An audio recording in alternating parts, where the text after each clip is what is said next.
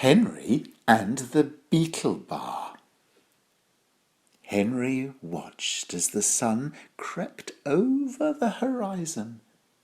The magic sky was 1,000 colours, and flocks of birds danced and dived in its gentle light. Henry had to wait until darkness had fallen, and most of the animals had gone fast asleep. There was a twinkle in his eye, and anyone who knew him would have realized that tricks were in the air. It was 10 o'clock before Henry stole quietly out of his house and tiptoed past the rabbit burrows. The owl was out, and every so often Henry would freeze in case he was seen. The Beetle Bar was just past the toadstool turnstile, and it took a good hour for Henry to arrive. He crouched behind some obliging bracken and watched the party.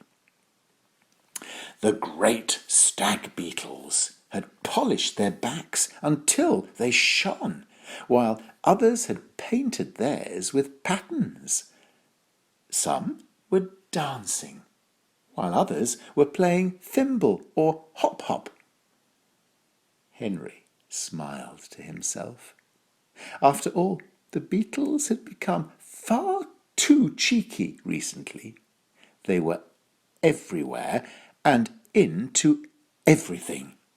They had no respect for people's homes or their belongings, and the forest folk had had enough. Henry quickly but quietly began to dig a hole on the path just over the turnstile. When it was finished, he filled the hole with a spider's web bag.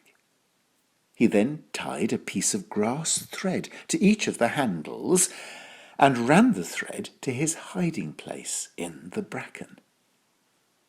Time was running out, and the party would soon be over, so Henry pushed his way through the brambles to the other side of the merry beetles. He then covered himself in chalk dust until he was white all over. The Beetle Jazz Band had just announced the last song, and the dance floor was full of starry-eyed beetles lost in love and quite forgetful of where they were.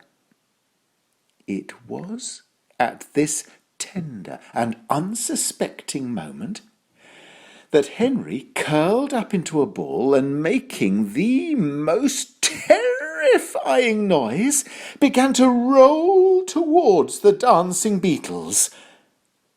The jazz band stopped playing, the romantic couples began to scream, and the great stag beetles shouted out, "Run! Run for your lives!" As the great, white, screaming, rolling ball came nearer and nearer, the beetles scampered at full pelt over the turnstile and onto the path. However, the path was not going to lead them to freedom, for after just a few paces, the clueless beetles went hurtling down the hole and into the spider's web bag. No sooner had they landed than more beetles came thumping down on top of them. When Henry saw that the last beetle had fallen in the hole, he dived for cover into the bracken, and with one adept pull of the hidden thread, closed the top of the bag. Ha ha! Every forest beetle was captured.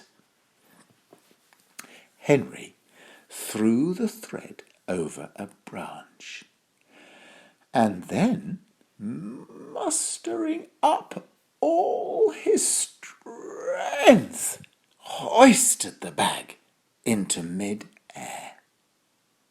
The beetles were very angry and filled the night air with their complaining.